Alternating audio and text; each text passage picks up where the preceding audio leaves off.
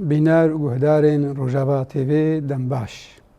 ام هاتن خلقک نو جه برنامه خویا دیروکی یا بنابه دیروکا ما. ایرو خلقا 25 لسر دولتا کامیا کردیا او دولتا بنابه حسنوی نابه حسنوی بود. دیروکاوی 303 کوچی حتی 406 یعنی زیکا هفته 5 ساله.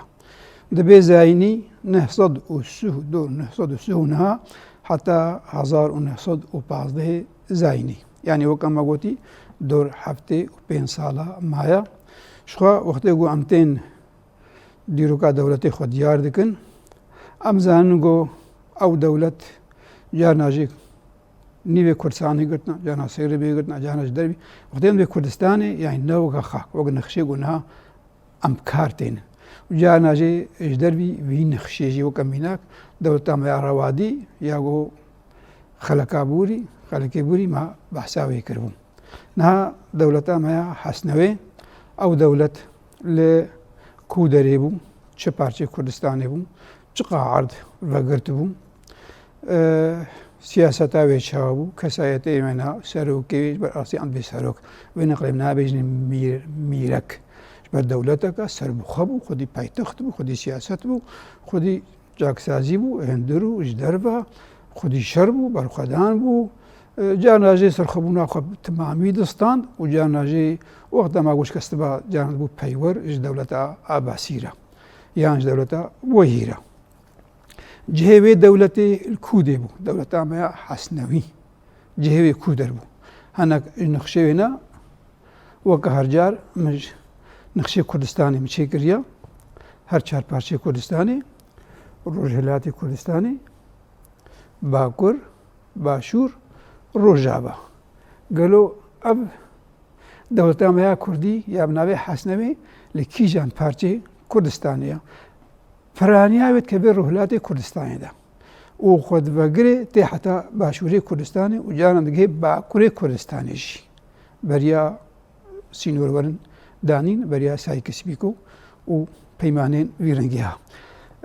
نابينا دولتا حسنوي لهمزانيا لهمزاني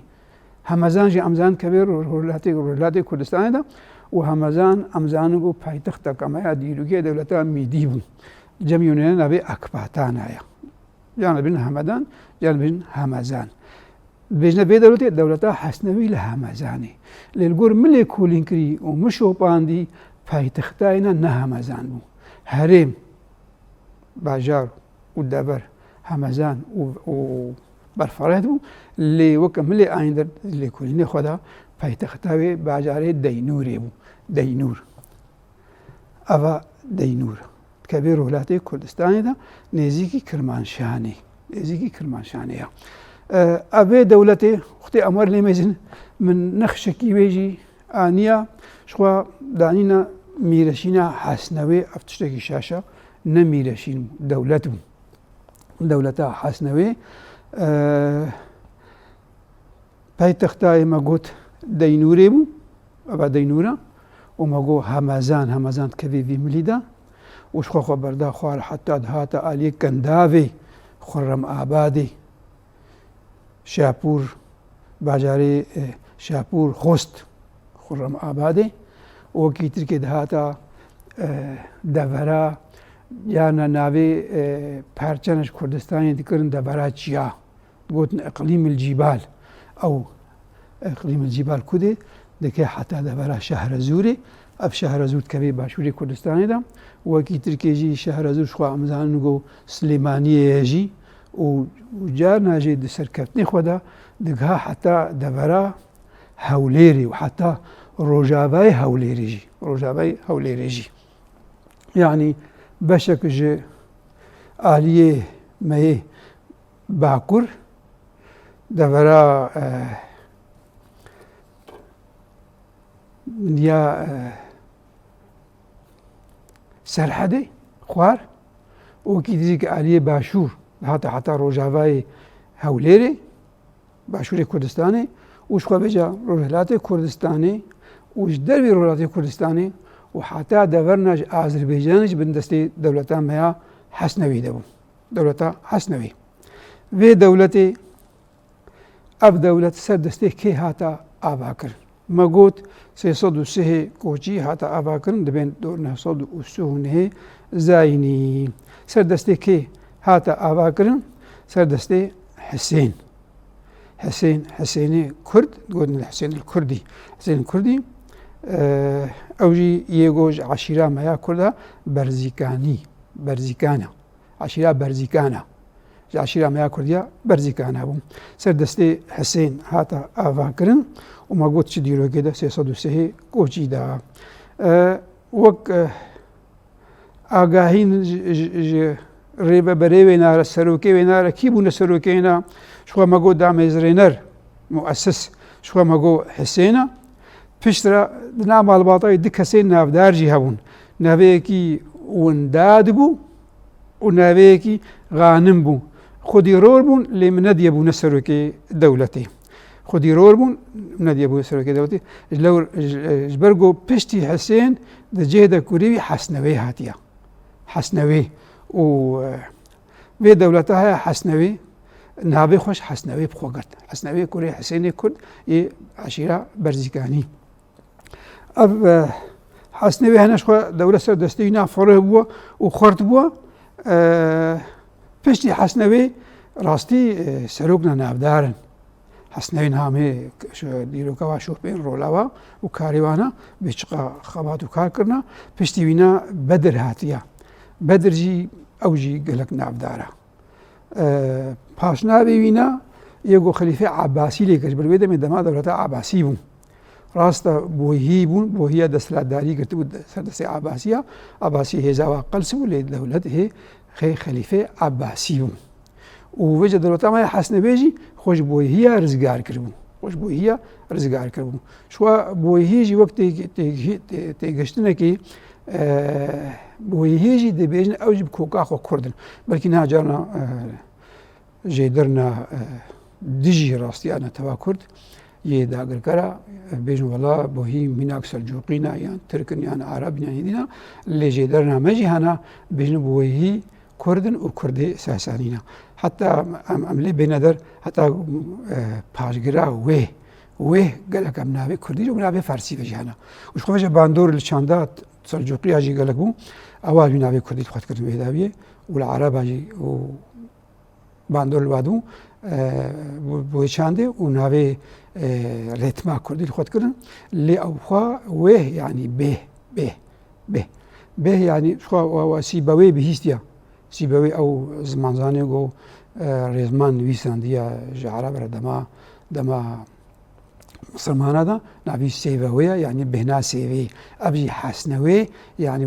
بهنا حسن نبي حسن أمزانو نبي كمية واللي بقدره نبي بو حسنوي وشو بيجا بويهجي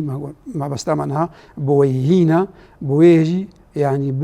بهن يعني ذو رائحة الطيبة لزمان كردي ده وجدرنا ما وبويهيجي دخنا ساساني وقال جدر هنا ساساني يجي وحط أبي طبري دخنا كرد أبابتي كمية دي تركيا اللي ما قلت دما بوهي هذا بوهي سدس لا داربون لخليفة عباسي سقط ولهي هبو خلافة عباسي هبو لنخورت بالهوازبو لنرخي بهبو لو رابجا خليفة عباسي تيكليوي بدولة ما حسنوي رهبون وبشني حسنوي وقتي كوري بدر هات خليفة عباسي نبي كرا ناصر الدين ودولة نجيولو كيفا وينا جيرهات وجهزا وينارهات او بدرجي ما قلت وكا حسنوي خودي كارا جان دقوتنا بدر ابو نجم جي بشتي ابو نجم بشتي بدر كوري وينا هلال امن هاك من خدي عسكري ديرو كوان هذا وبشتي هلال طاهري كوري هلالي كوري بدري كوري حسنوي كوري حسيني عشيرة بزركانية و بشتي طاهر ديسم كيبو بجا ديسم دبو برازيه حسنوي برای وینا غانم هبوو ئەف دەیسم کوێ غانەمە کوێ غانەمە ئەم کارم بژین دەیسم ینی سەرۆکەی داوی بوو یەبێ دەولەتە هەیاگو 406 کۆچی بداوی بوو دەبوو 1915 زاینی ئەب هەناکی سەر ناوێ ڕێبەبەری دەولەتەمەیە حەسنەوەی شۆمە گوت عشیرەمەیە بەرزیکانینە یا عشیرەکە کوردە ناودارە ومە گوجی هێوێنە پەیتەختاوێ دەینورێ لە هەرێمامەیە هەمەزانی و بە کوشە هەیە ئالیە باکووری کوردستانیدا و ئالیە باشووری کوردستانیدا نها ئەمێ هەنێکی سەر ڕوولاڤ سەرۆکەی بێ دەولەتەمەیە حەسنەوەی ئەمێ بە ئاخفێن مەگوت دەولەتە حەسنەوەی ناوێ خۆش حەسنەوەی بخواانە حەسنەوەی کوری حسێن ئاە ئەوی دەولەت ئاوا کورد خۆرد کرد لەولە ناوی وینا هاتە لێکردێن ئەب حەسنەوەی مەگوتژی دەماشخوا بۆیە دەبوو دەما دەولەتە عەباسی دەبوو دەولەت سەردەستێ باوی خۆ گرت پشتی باوینە ڕکنێ دەولەتی ئانی ئاواکردن لێ شخوا دەولەت ئاواکردنێ دەژی جانا دوچاکسازیە دەژی لێوەکی ترکێ مخابن ئەمزانە لێ دەستە لە داری هەمە شەراپێ تێخن لەورە مەعزێ دەولەتێ مەعزت دەولە مەگوۆیێ بۆیهی منها مەگوو بۆی هیژی کینە ئارتێشێک ژموسر ڕێکرە سەر شەهرە زوورێ سەر شەهرە زوورێ بسەرۆکاتیا یەنال کۆش حەسنەوەی بارەکەتە شەردا لە جەم هەولێرێ و حەسنەوەی کاری بوو گۆوێ هێزێ بشکێنێ و ئەو هێزا مەعزت دەولێ یا بۆهی بڕەوێ وەکی ترکی دیسە مەعزت دەولێ ئارتێشەکە دیسە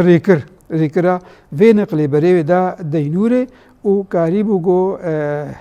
serkeftina pêk bênê û heta deynûrê talam bike lê piştî vî şerê hene me got hesnevê kesekî siyasetmedar e heta dîplomasiya wî jî gelek xurt bû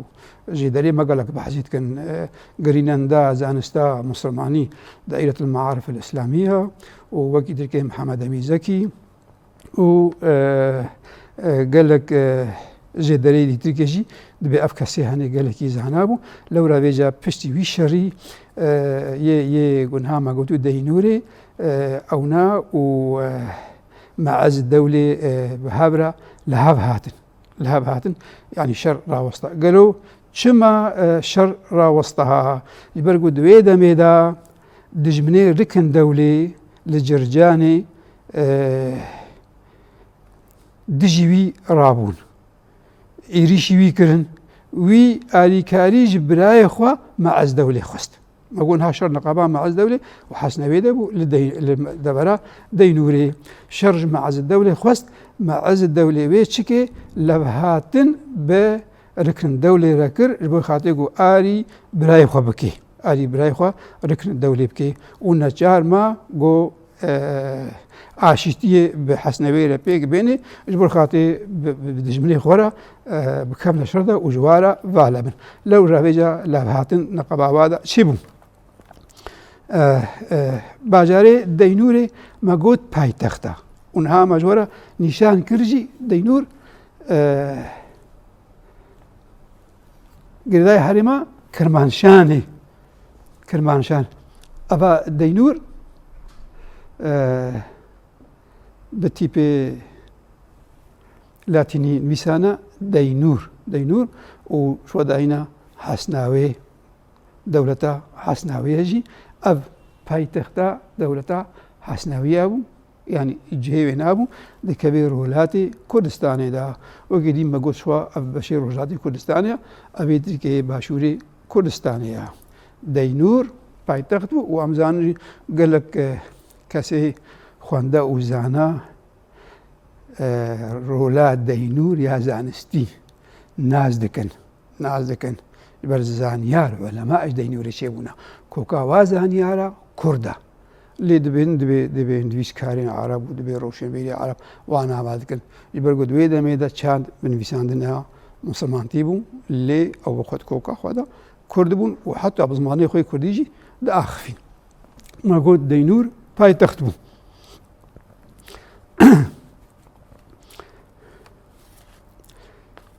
سێسەد و پێنجی و شەشی کۆچی یعنی هجری ناکۆکی نابەرا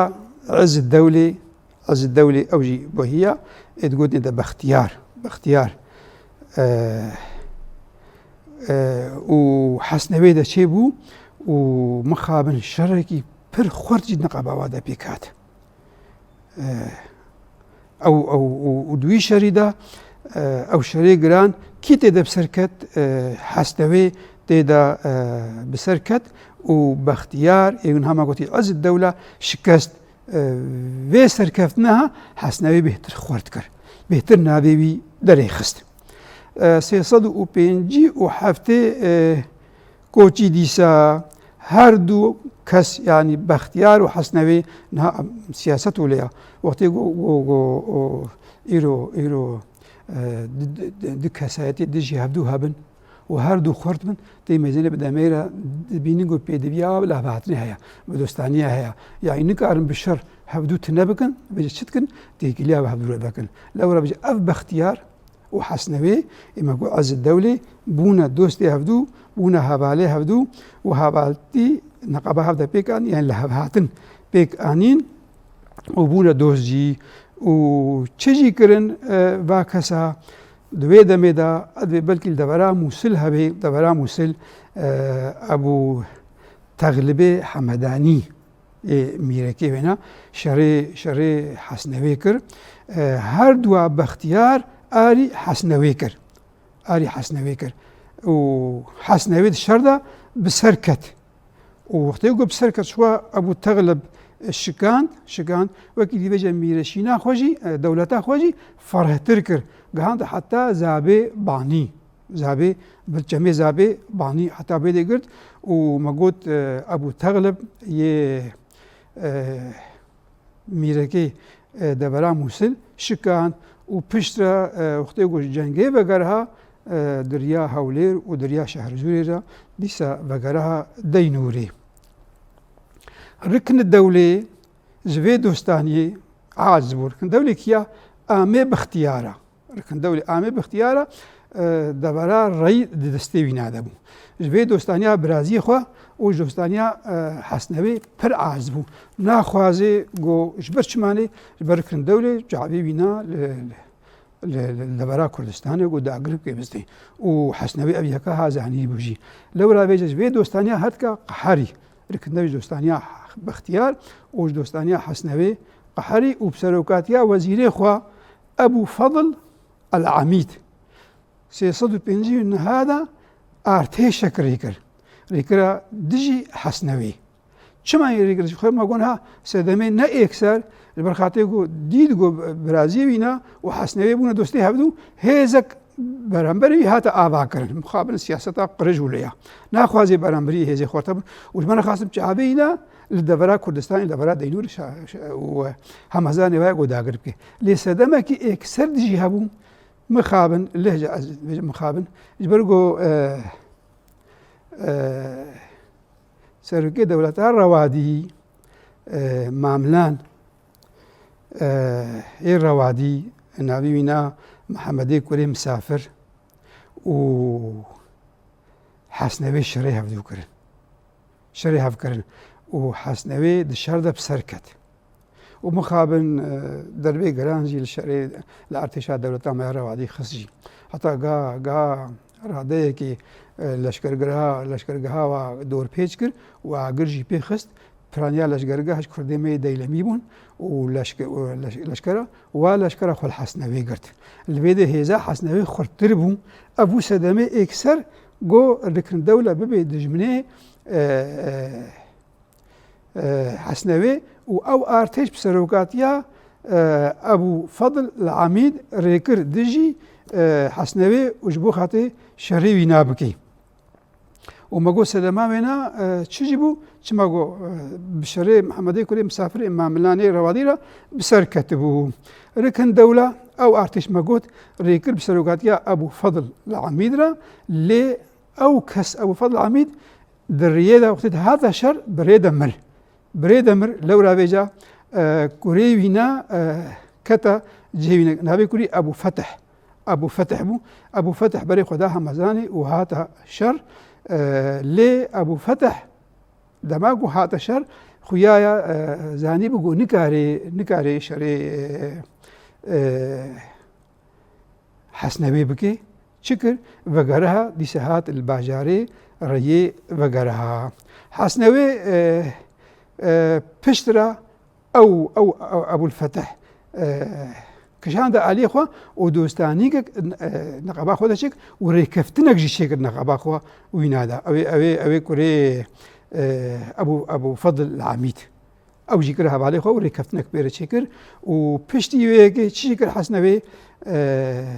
بفيلا بهاتنا في جاميري يقول هاما قوتي أبو فتح قال لك كيف خشبون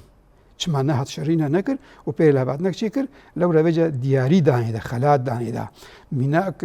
جوا خلاتي منا 50,000 دينار جير ريكر وكي تركي كومك غريك حسب جي دايدا وراستي وقت يسميك هاما قوتي ابن الأسيج فرتوكا خويا كامل دا وكي تركي جريناندا زانستا مصر معنيجي دائرة المعارف الإسلامية أبو شجاع جي زي التجارب فرتوكا خويا زي التجارب دا قالك فصني في دبلوماسيا حسنوي دن غوزانبو كاريبو وبراسين هامي ببينجي كاريبو خلقي بكشي ميركا كسا بكشي عليه وكاريبو شاوابي بكشي عليه خوا في زانبونا هني يعني بصني وزانبون دان وغيري بيكا هاجي قالك جاكسازي حسنويجي هبون دا آلي آبا کرنا دولتا خدا ورقالك جارا خوش دولتی هوارت کر و دولتا خود پیش بخی یگو لی کلی بکی بزن بچقا او کسی هنی بزانستی بگریدایی بو آبا کرنا دولتی بگریدایی بو بجواکی بگریدایی بو با کبیه بگریدایی بو ولی اینی در و با آبادانیه با عمرانی بجی گریدایی بو هر سیجی داری ما خوشک بحثاوینات کن و فرتوكي خدا دو شيء نخاسم بصني دبلوماسيا ويناد ودن دبلوماسيا وينا بكير وكان هاما قوتي باختيار ما قلت برازية ركن دولي بون دوستي هفدوجي وشوا بير نكنجي سرماج كلها كديروكيا دكبير ولاتي كردستاني دا حسنوي أبكلها آباكريا وجهوي ناو وجوي باجاري سياسة أخوة بهتر دمشان يعني لي بقدر بو أو باجار ما قد مخابن دسلادار وجيراني هدو برانيا جيانا سياستي بشرا دربازكن دشري دنابرا عضو الدولة دا كوري ركن دولي وحسنوي دا وباختيار اوي آري باختيار كر يعني دبلوماسيكك بكار آني چماني جبرقو او كس يعني ركن دولي بابي عضو الدولي بو وامزانقو ركن دولي دجمني دولتا حسنوي بو وعضو الدولة نهاج جهيو دهاتيا وريا بابي خوري دجمناتيا دولتك لو رابجا حسنوي زاني بقو أب دولتها اختي بحزبي واللهجة ربيت جهي نرحاتيا وجهي شرادة لو رابجا اختي باختيار برازينا شركر حسنوي آلي برازي وينا باختيار كر جبر زاني بو سياستا عضو الدولة شاوايا وكي تركيجي ديش آلي دبلوماسيا حسنوي آخورت بيمان ديش بمالباطا عضو الدولة ركن دولة نارا مناك فخر دولة را أبحمو هنا يبراي عضو الدولة بيمان ويرجي شكر بو بيمان جي بير شكر بو بيمانا دوستانية يعني هل حتى جادبا بخاطي عضو الدولة قلسك زعيفك جالية مالباطا وينا راسي وبسر كتبو باختيارك شاندو آلي خوا وفخر دولة شاندو آلي خوا 366 بيمانك دنجي حسنوي باختيار شكر شدمي دماغو عضو الدولة وباختيار كنا سنجا هبدودا گەرکە پشتا بەختیار گرتبانە دژی عەدەد دەولێ پەیمان پەیرە چێ کرد و ئەو پەیمان کەتە ئالیێ شەرادا li ku de şer çêbûbana li devera Ramhirmiz ew jî bajarekî meyê Rolatê Kurdistanê ye. Li Ramhirmiz ev hinekî nexşeka ji Ramhirmizê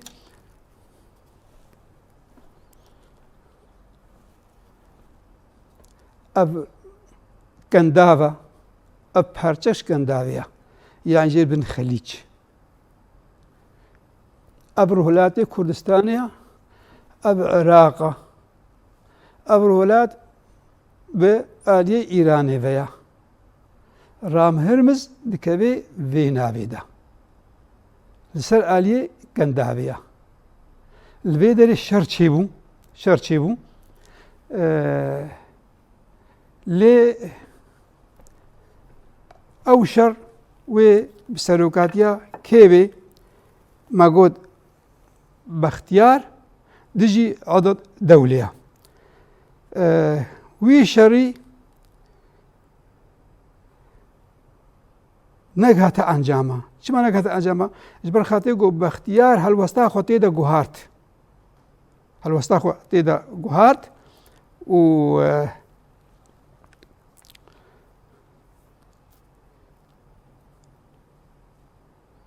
çilo helwesta xwe guhart xwenêzîkî Adad Dewlê kir malbata hevdûna Hesnewê du kurê xwe rêkir bûne alî Bextiyar di şer de kurekî Abdirezaq bû û kurê dî Bedir bû Abdirezaq xwedê got çû alî Bextiyar gote Bextiyar şerê Adad Dewlê bike êrişî Bexdayê bike lê Bextiyar pêk neanî daxwaziya wî xwedê daxwaziya wî neanî dî got şerî nebijdila ji ber Adad Dewlê di Bexdayê de ye û Bexdad paytexta gereka Bexdayê qels bike biyayî nekir ew î çi kir vegereha xwe jê kişand ji nav artêşayî hat li bavê xwe Hesnewê vegera Bedir jî dî digot Bextiyar di şerê xwe de ne rijdê ne ciddiya dijî Adad Dewle nexwasim ketekê maniya da bi Adad Dewlê re gelek mafê xwe da Adad Dewlê ew sedema wê çi bû gor lêkolîn bîn dibê xort serleşkerekî Bextiyar hebû yekî gelek hacêt kir xwe bi koka xwe dibê tirk bû hacêt kir gote Bextiyar got êrişî Bexdayê neke lewra wextê got êrişî Bexdayê nekê nexwe Adad Dewlê tune nakê baweriya Hesnewê û her du kurê hîna bi artêşa hîna nema ji ber xatirê got Bextiyar wî ciwanê tirk heta xapandin û gelek ji mafê xwe dane Adad Dewle lewra bêje her du kurê wîna ji nav şer xwe vekişandin wilo jî lê çî dijî devera Wastê jî li devera Wasît jî Hesnewê dîsa xwest alîkarîgekê bi Bextiyar re bike hezar swarê Kurd jê re rêkir lê ew jî tu guhartin di cengê de pêk neanî wextê got pêk neanî lewra bêje xweş pişta artêşa Hesnewê vegerand û şerê Adad Dewlê nekir me got Bedir jî ji wî şerî qeherî ew jî vegera hat ew peymana we bi ser neket çima bi ser neket sûncê Bextiyar hate xuyakirin û çima sûncê Bextiyar bi taybet sûncê me got hortekî Kurd ser leşkerekî Bextiyar bû lewra bêje bin pêket ew hev bendiya wan e 369 Hesnewê çû ser dilovaniya Xwedayê xwe wê di cihêwî de کەسنا دیتر وێ وەرن و حەسنەوەی مەگۆ نابەنداوی کو دەربوو و دەماچوی سەر دلۆڤانیا خودایخوا باژارێ سەرماجێ یێ دیرۆکی بوو سەرماج یێ دیرۆکی بوو یێت کەوێ ڕۆژهێلاتێ کوردستانیدا شخوا ئەف سەرماجی باژارێ سەرماجێ گۆرگۆ ئەم دشۆپێنن ڕاستە حەسنەوەی کەلهاوێ ئاوا کردە خۆشی کرد و مەزنجی کرد لێ ئەوجی شوونوارێکی بابکێ مەیە ساسانیە مەگۆت دەڤەرا دەینورێ بەختیار و عادة الدولة هي البغداي خواست الشر بكن وما قلت حسنوي هي دهز بسلوكاتيا هردو كوري خوا عبد الرزاق وبدر جيرا ريكرن لأوينا شري أو إريشي بغداي نكر وما قلت الدفرا واسط كذي بنيا بغداي دا هزار لشكري كرد سواري كرد شبو آري لأو جنگ أو شرب سر نكد وهردو هيزيما بسلوكاتيا عبد الرزاق وبسلوكاتيا سعد خوا بكشاندن وهاتن دولتا خويا حسنوي ونها مقو حسنوي جي شو سر دلوفانيا خداي خوا قالوا كي كتجهوي دا 360 نها قريبنا كي جيرو جهاتي ابو جو جهي بغري قر اخافنا ونها كري بدر جهاتي بو جبركو اختو منابي سروكي دولتا ميا حسناوي ما قوتن منابي عبد الرزاق نادا نقوتي عبد الرزاق نبو سروك بدر بو سروك نها بدر ويجي حسناوي قري دي سروكاتيا دولتي دا ما قلت باشناوي بدر شخوا ابو نجمه وما قو خليفه عباسي ناوي كربو ناصر دين ودوله نا ناصر دين تاني ناصر دين ودولة أب بدر ناصر الدين ودولة إيروي دولتا حسنوي شاوا بريفا ببي وقتش خو يعني برهاف كرنا كابانا هفسنجي كابد نقابا بدر دا ونقابا حسنوي دا أم كارن بيجن بدر راستي الباب خوجي هات وناوي هاتيا وكدي يعني بلكي دابي بشيشيا باب خوجي بلغا قالكي كاربي و چالاكي نوي قالكي لدرخن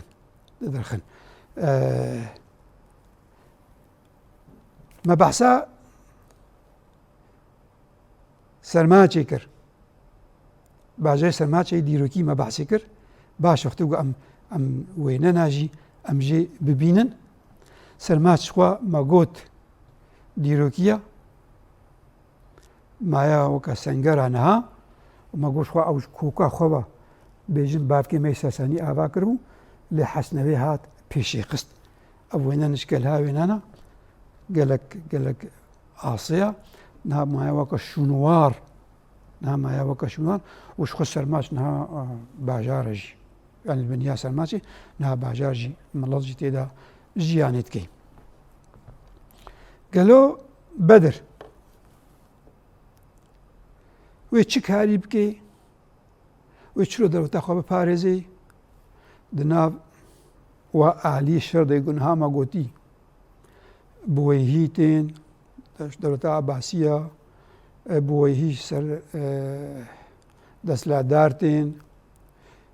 دخوازن دولت فرق دخوازن تنبونا کردا دخوازن دولتا حسنوی تنبکن قالون ها بدر وی چه دیپلماسی آباکی وی چه برخوادانه بکی عداگو کاربی دولتا خوا بپارزی سردستی و دولتا بویهی یا قد بنس ها دولتا عباسیده و اب جامرین ها ما قد بدرجی او جی کسکی سیاست مدار دیپلماسا و راستی آبادانی جی پیکتنی برگو عرضی خوشی عرضی والله جی پارزی یعنی 360 ها قريبو وكلهنا نو للروج آباي هوليرجي رزقار بكي وتبلي دولة أخوة بكي لي عدة الدولة يبوهي عدة الدولة يبوهي قالوا وي دولتها وأمزانو عدة الدولة يقول يمشوا بيني كسي دست الدارة كلكي شركرة تخوازي هرتم دورا تنبكي وبراي عدة الدولة يبوهي فخر دولة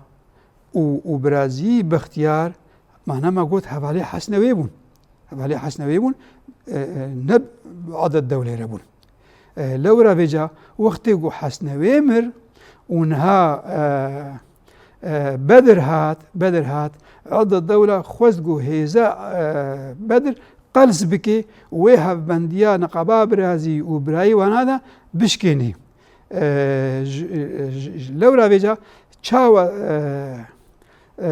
وي بدر دست ريفابريا دولتي كر هي نرى بيسر بيا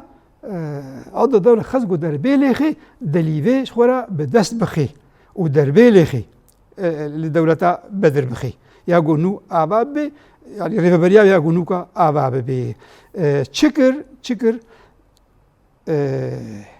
دبلوماسي كرابو أو دبلوماسي دجي بدر أو دبلوماسيا جاري آليقر حسنويرا خوزقو دوري بدر بكي ميناك گنجي داري خوا خازني خوا يبنابي أبا ناصر خورشيد يزدار نامه دانه دا و او نامش فخر دوليرا وج أي دوليرا وج قابوس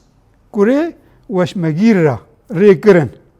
وجوا خوست تيكشني تفاهمك نوبك دجي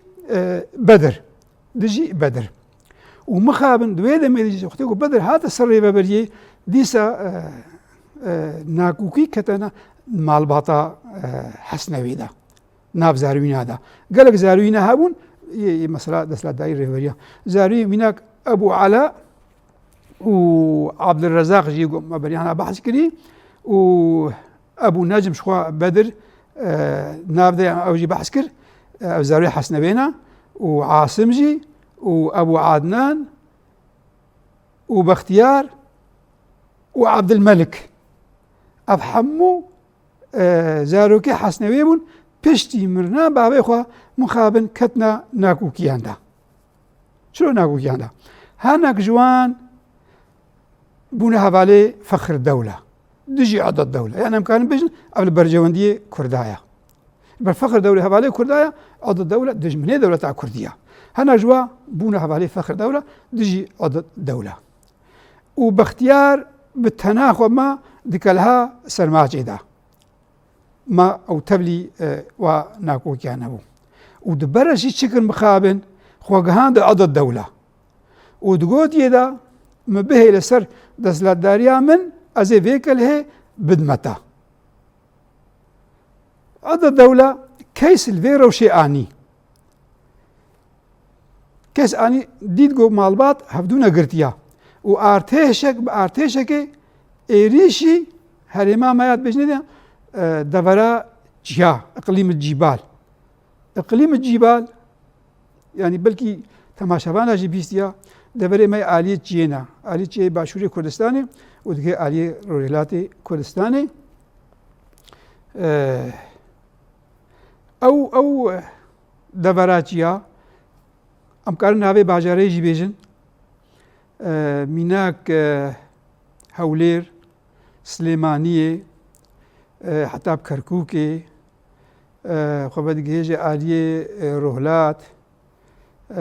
شخوا دبرات يا ناوي وينا پشتبو كردستان سردستي سنگر ناوي بو كردستان و پایتختای بو باجاري بهار للروهلات كردستاني لو رفيجا عضو الدولة أو من الملاندن أو قلس بناقو كتناف دولتا ما يا حسنويدا دما كوري بدر دا كيش لي آني وآرتيشة كري كرسر هريمات جيا ومخابن أو آرتيشاي بيشكت وقها حتى بدورا همزاني ياقو مقود دولتا حسنوي مناوي بيتي ناس كرن وقلق سر كردين فخر دولة جي تبليوي بون مخابن وولو يه عشيرة مايا برزيكاني جي وها حتى باجاري نهاوندي وها حتى باجاري سرماچه ديروكي ومغو بنغها سنگرا دولتا ميا حسنوي وحتى او باجار مخابن سلطان دنجي وقال لك مال ودارايوي وبرهمي بيناجي تالان كرن وشخورا برن وستاندن پشتی ويكي بريا أبي ناصر خوشازا زاروين حسنوي هاتن خوا مخابن رادستي عدد دولي كرن يعني مكارن بجن البي قوناغي دولتاما دبي دميدا يقولها ماغوتي كتا روشك قلز دا وبر تنبوني دا لما قول ريفبري وكيا ريفبري بدر أبو نجم ناصر الدين ودولة يا أب بدر وشاوة كهربي في بارجبونا هني راكي ودولة راكي سربيا وشاوة كهربي عضد الدولة جدور بكي ودولة أخوة لف بقريني وفينا كوكينا براي خوانا دا قلز بكي ودولة بردوام بي نها خلقا ما يوري ويسر كاري بدر بي بدر أبو نجم ناصر الدين ودولة بي الفي قناغي أمغانا داويا خلقا خويا 25 حتى خلقا ما يوري